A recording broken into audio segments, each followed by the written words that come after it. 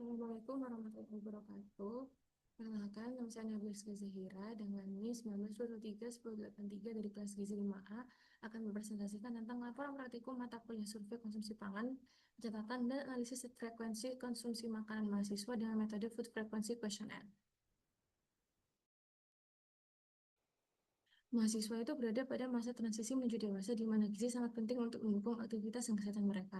Status gizi yang dipengaruhi oleh aktivitas fisik, tidur, dan pola makan adalah cerminan dari keseimbangan nutrisi yang dikonsumsi.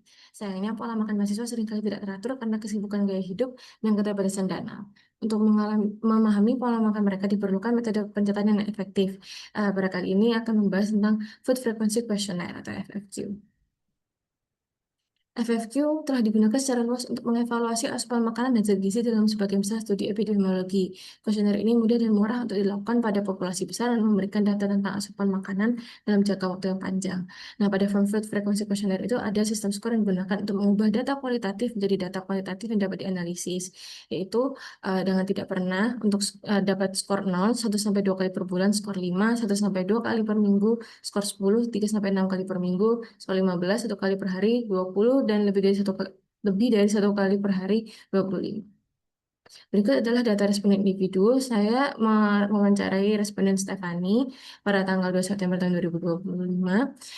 Berikut adalah hasil total mengenai skor konsumsi pangannya responden.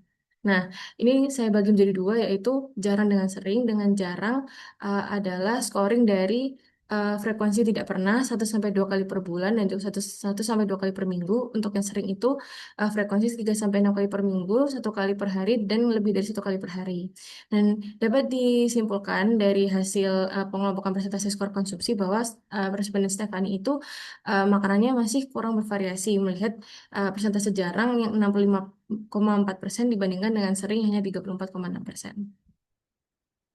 Berikut merupakan data responden kelompok dari Food Score. Kelompok ini terdiri dari 16 orang responden, dan ini tabelnya saya buat khusus food group, dan berikut adalah skor-skor yang saya dapatkan dari jawaban responden.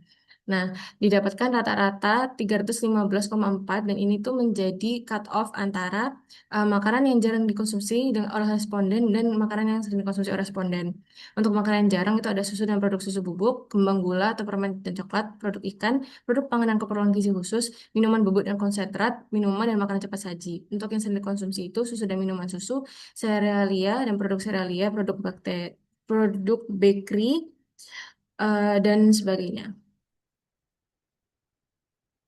Berikut adalah data responden kelompok, yaitu dari presentasi konsumsi responden.